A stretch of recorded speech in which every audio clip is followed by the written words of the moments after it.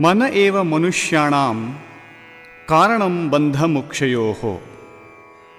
ಬಂಧನಕ್ಕೂ ಮುಕ್ತಿಗೂ ಮನಸ್ಸೇ ಮೂಲ ಕಾರಣ. ಮನಸ್ಸನ್ನು ನಿಯಂತ್ರಿಸಿ ನಮ್ಮೊಳಗಿನ ದೈವತ್ವದ ಪ್ರಕಾಶಕ್ಕೆ ಯೋಗ್ಯ ಉಪಕರಣವಾಗಿ ಪರಿವರ್ತಿಸುವುದು ಆಧ್ಯಾತ್ಮಿಕ ಸಾಧನೆಯ ಮುಖ್ಯ ಅಂಶ. ಇದರ ವಿಜ್ಞಾನ ಮತ್ತು ಕಲೆಯೇ ಧ್ಯಾನ.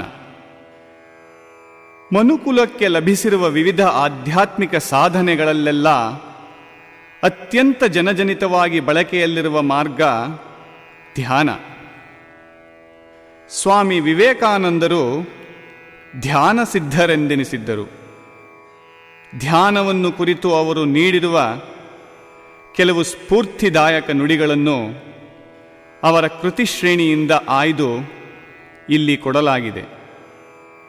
ಅಮೂಲ್ಯವಾದ ಸಲಹೆಗಳನ್ನೊಳಗೊಂಡ ಇವು ಧ್ಯಾನ ಸಾಧಕರಿಗೆ ಒಳ್ಳೆಯ ಮಾರ್ಗದರ್ಶಿಯಾಗಿವೆ.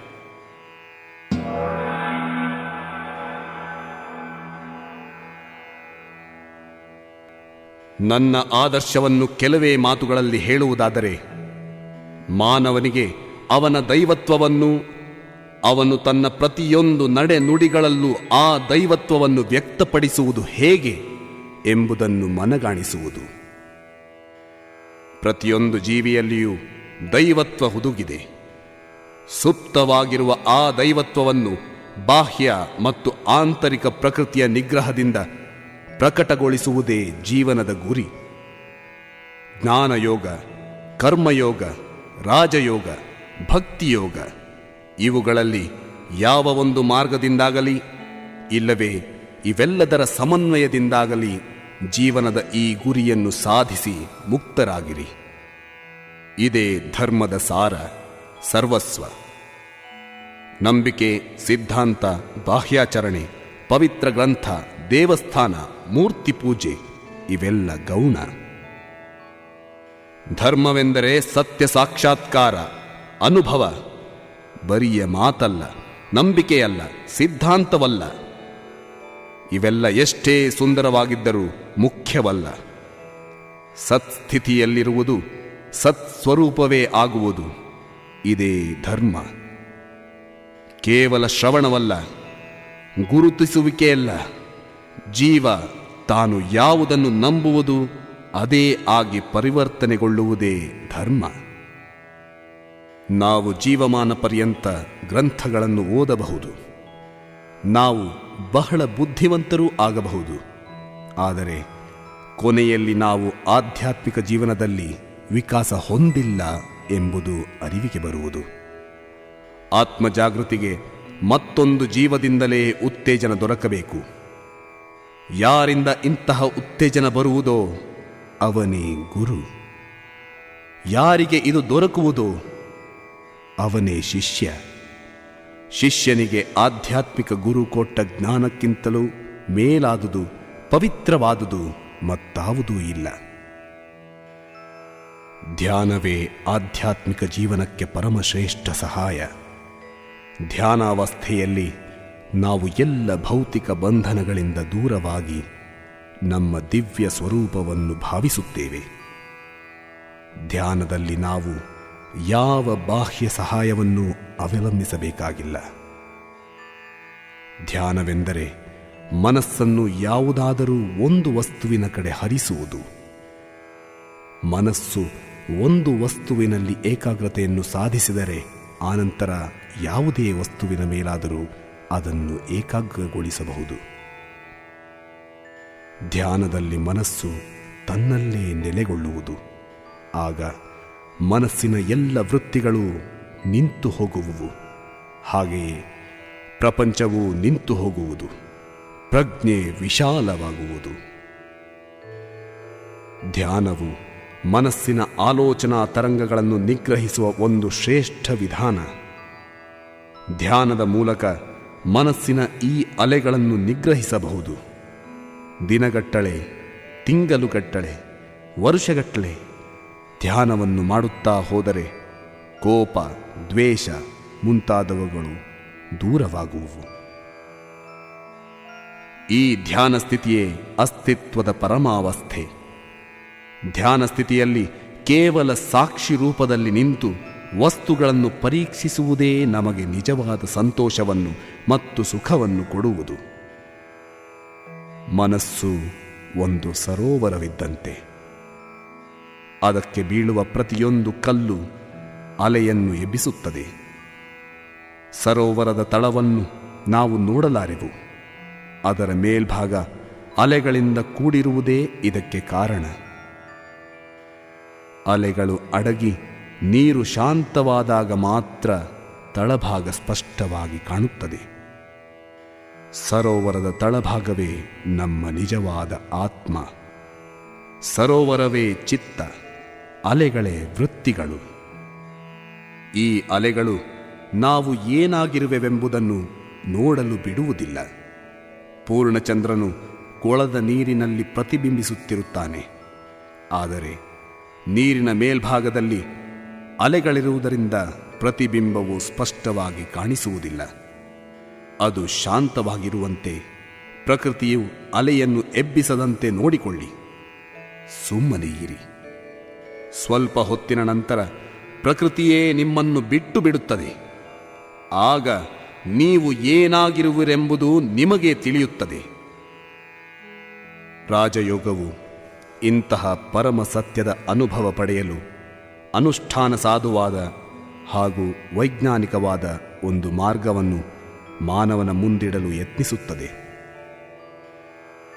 ಮನಸ್ಸನ್ನು ಹೇಗೆ ಕೇಂದ್ರೀಕರಿಸುವುದು, ಮನಸ್ಸಿನ ರಹಸ್ಯತಮವಾದ ಪ್ರದೇಶಗಳನ್ನು ಹೇಗೆ ಕಂಡುಹಿಡಿಯುವುದು, ಅಲ್ಲಿ ಹುದುಗಿರುವ ವಿಷಯಗಳನ್ನು ಹೇಗೆ ಒಂದು ಸಾಮಾನ್ಯ ನಿಯಮಕ್ಕೆ ತರುವುದು, ಆನಂತರ ಅವುಗಳ ವಿಚಾರವಾಗಿ ಹೇಗೆ ನಮ್ಮದೇ ಆದ ನಿರ್ಣಯಕ್ಕೆ ಬರುವುದು ಎಂಬುದನ್ನು ತೋರಿಸುವುದೇ ರಾಜಯೋಗದ ಗುರಿ.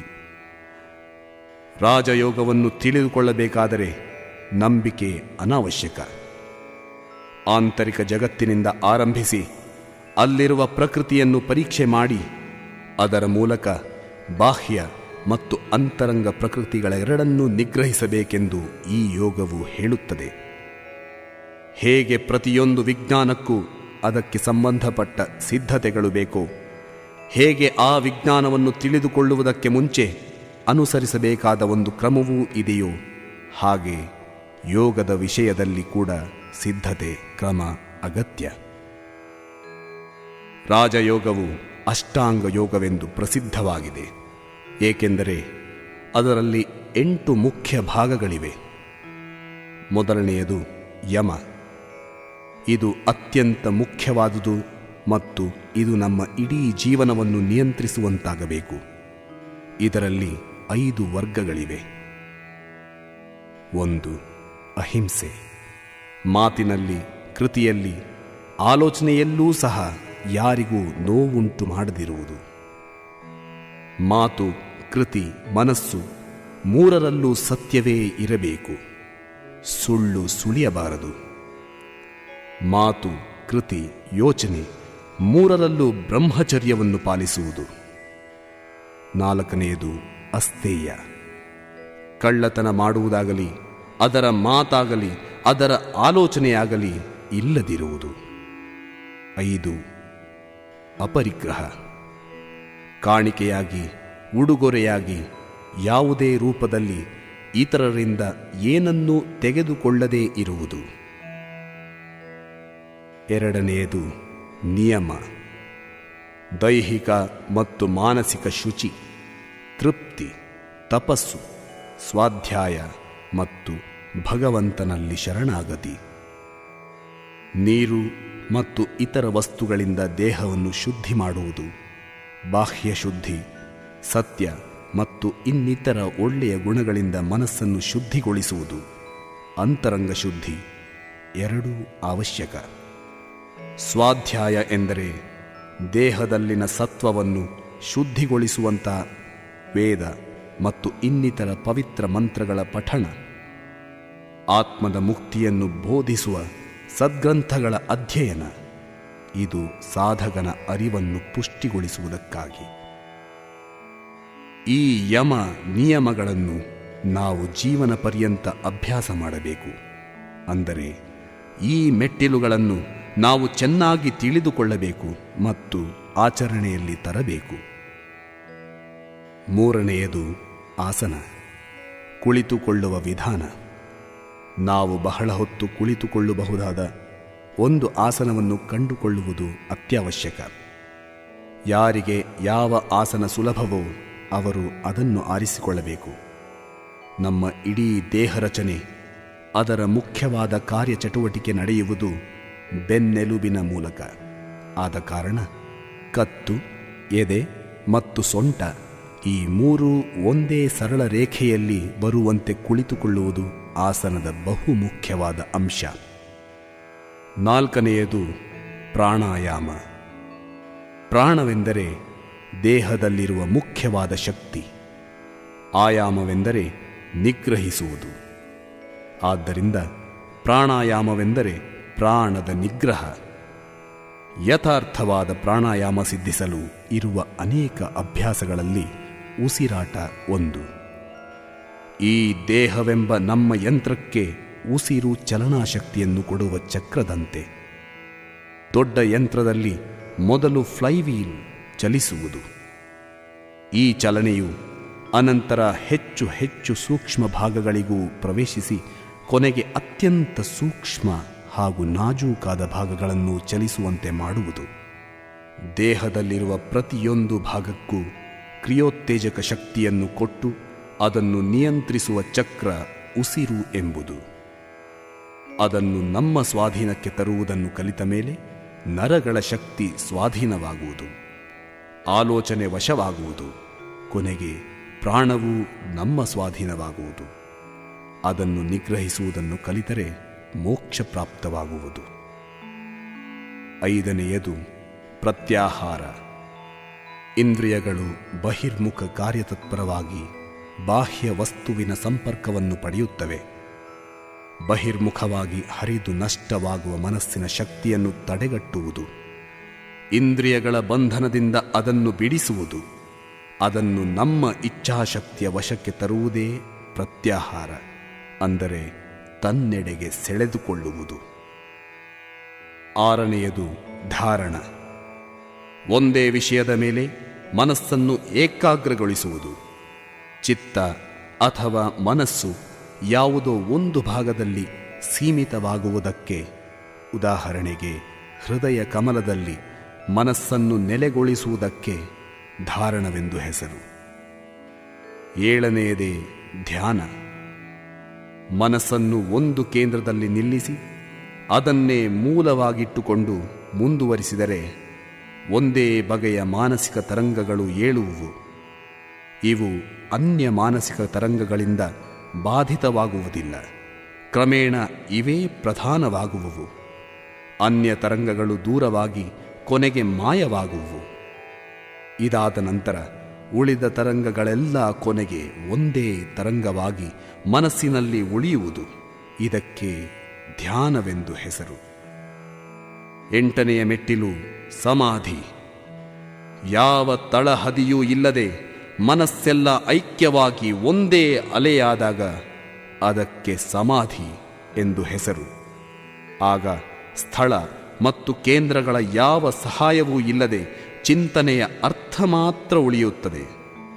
ಸಮಾಧಿ ಅಥವಾ ಜ್ಞಾನೋದಯವೇ ನಮ್ಮ ಎಲ್ಲ ಸಾಧನೆಗಳ ಗುರಿ. ಮನಸ್ಸನ್ನು ಹೃದಯ ಕಮಲ ಕೇಂದ್ರದ ಮೇಲೆ 12 ಕ್ಷಣ ನಿಲ್ಲಿಸಿದರೆ ಅದು ಧಾರಣ. ಅಂತಹ 12 ಧಾರಣಗಳು ಒಂದು ಧ್ಯಾನ. ಅಂತಹ 12 ಧ್ಯಾನಗಳು ಒಂದು ಸಮಾಧಿ. ಸಮಾಧಿ ಸ್ಥಿತಿಯನ್ನು ತಲುಪುವುದಕ್ಕಾಗಿ ಏರಬೇಕಾದ ಪ್ರತಿಯೊಂದು ಮೆಟ್ಟಲನ್ನು ವೈಚಾರಿಕವಾಗಿ, ವೈಜ್ಞಾನಿಕವಾಗಿ ಅಧ್ಯಯನ ಮಾಡಿ ಸರಿಯಾಗಿ ವ್ಯವಸ್ಥೆಗೊಳಿಸಿರುವರು. ಶ್ರದ್ಧಾಪೂರ್ವಕವಾಗಿ ಈ ಸಾಧನೆಯನ್ನು ಮಾಡಿದರೆ ಇಚ್ಛಿಸುವ ಗುರಿಯನ್ನು ನಿಜವಾಗಿಯೂ ತಲುಪಬಹುದು. ಆಗ ದುಃಖ ಶಮನವಾಗುವುದು, ಕಷ್ಟ ಮಾಯವಾಗುವುದು, ಕರ್ಮ ಬೀಜ ಸುಟ್ಟು ಹೋಗುವುದು ಹಾಗೂ ಜೀವನು ಎಂದೆಂದಿಗೂ ಭವಮುಕ್ತನಾಗುವನು. ರಾಜಯೋಗದ ಮೂಲಕ ಭಗವತ್ ಸಾಕ್ಷಾತ್ಕಾರವನ್ನು ಬಯಸುವವನು ಮಾನಸಿಕವಾಗಿ, ಭೌತಿಕವಾಗಿ ನೈತಿಕವಾಗಿ ಮತ್ತು ಆಧ್ಯಾತ್ಮಿಕವಾಗಿ ಶಕ್ತಿವಂತನಾಗಿರಬೇಕು. ಇದನ್ನು ಮನಸ್ಸಿನಲ್ಲಿಟ್ಟುಕೊಂಡು ಸಾಧನೆಯ ಹೆಜ್ಜೆಯನ್ನಿಡಿ. ನೀವು ಪ್ರತಿದಿನ ಕೊನೆಯ ಪಕ್ಷ 2 ಬಾರಿ ಅಭ್ಯಾಸ ಮಾಡಬೇಕು. ಬೆಳಗ್ಗೆ ಮತ್ತು ಸಂಜೆ ಉತ್ತಮ ಸಮಯ. ರಾತ್ರಿಯು ಕಳೆದು ಹಗಲಾಗುವ ಮತ್ತು ಹಗಲು ಕಳೆದು ರಾತ್ರಿಯಾಗುವ ಸಂಧಿ ಸಮಯಗಳಲ್ಲಿ ವಾತಾವರಣ ಹೆಚ್ಚು ಪ್ರಶಾಂತವಾಗಿರುತ್ತದೆ. ನಿಮ್ಮ ದೇಹವು ಆ ಅವಧಿಗಳಲ್ಲಿ ಶಾಂತವಾಗಿರುತ್ತದೆ. ಆ ಸ್ವಾಭಾವಿಕ ಪರಿಸ್ಥಿತಿಯ ಅವಕಾಶವನ್ನು ಪಡೆದು ಅಭ್ಯಾಸವನ್ನು ನಡೆಸಬೇಕು. ಮೊದಲನೆಯದಾಗಿ, ಬಹಳ ಹೊತ್ತು ಕದಲದೆ ಕುಳಿತುಕೊಳ್ಳಬಹುದಾದ ಆಸನದಲ್ಲಿ ಸ್ಥಿರವಾದ ಭಂಗಿಯಲ್ಲಿ ಕುಳಿತುಕೊಳ್ಳಿ. ಸಕ್ರಿಯವಾಗಿರುವ ಎಲ್ಲ ನಾಡಿ ಪ್ರವಾಹಗಳು ಮೇರುದಂಡದ ಮೂಲಕವೇ ಹಾದು ಹೋಗುತ್ತವೆ. ಅದು ಎಲ್ಲ ಪ್ರಕಾರವಾದ ಒತ್ತಡಗಳಿಂದ ಮುಕ್ತವಾಗಿರಲಿ. ಸ್ವಲ್ಪ ಹೊತ್ತು ಕುಳಿತುಕೊಳ್ಳಿ ಮತ್ತು ಮನಸ್ಸನ್ನು ಅಲೆದಾಡಲು ಬಿಡಿ. ನೀವು ಸುಮ್ಮನೆ ನಿರ್ಲಿಪ್ತರಾಗಿ ನೋಡುತ್ತಾ ಕಾಯುತ್ತೀರಿ. ನಿಮ್ಮ ಮನಸ್ಸು ಏನು ಮಾಡುತ್ತಿದೆ ಎಂಬುದನ್ನು ಅರಿಯದೆ ಅದನ್ನು ನಿಗ್ರಹಿಸಲಾರಿರಿ. ಮನಸ್ಸನ್ನು ನಿಯಂತ್ರಿಸಲು ಪ್ರಯತ್ನಿಸಬೇಡಿ. ಬದಲಾಗಿ ಕೇವಲ 10 ನಿಮಿಷಗಳ ಕಾಲ ಲಯಬದ್ಧವಾಗಿ ಉಸಿರಾಡುತ್ತಾ ಹೋಗಿ. ಅಂತರಂಗ ಶಾಂತವಾಗುತ್ತದೆ. ನಿಧಾನವಾಗಿ ದೀರ್ಘವಾಗಿ ಉಸಿರೆಳೆದುಕೊಂಡು ನಿಮ್ಮ ಶ್ವಾಸಕೋಶಗಳನ್ನು ತುಂಬಿಸಿ. ನಿಧಾನವಾಗಿ ಉಸಿರನ್ನು ಹೊರಹಾಕಿ. ಇದರಿಂದ ಮನಸ್ಸು ಶಾಂತಗೊಳ್ಳುತ್ತದೆ. ದೇಹ ದೃಢವಾಗಿರುವುದೆಂದು, ಮನಸ್ಸು ಬಲವಾಗಿರುವುದೆಂದು ಭಾವಿಸಿರಿ. ನಿಮ್ಮಲ್ಲಿ ಅಪರಿಮಿತ ಶ್ರದ್ಧೆ ಮತ್ತು ನಂಬಿಕೆಗಳಿರಲಿ. ಈ ವಿಧವಾದ ಶ್ವಾಸ ಪ್ರಶ್ವಾಸ ಪ್ರಕ್ರಿಯೆಗಳು ಎಂದಿಗೂ ಹಾನಿಕಾರಕವಲ್ಲ. ಬದಲಿಗೆ ನಿಮ್ಮ ಶರೀರದಲ್ಲಿ ಸಮತೋಲನವನ್ನುಂಟು ಮಾಡುತ್ತವೆ. ನೀವು ಇದನ್ನು ಕೆಲವು ಕಾಲ ಅಭ್ಯಾಸ ಮಾಡಿದ ಮೇಲೆ ಓಂ ಮಂತ್ರವನ್ನು ಸೇರಿಸಿದರೆ ಉತ್ತಮ.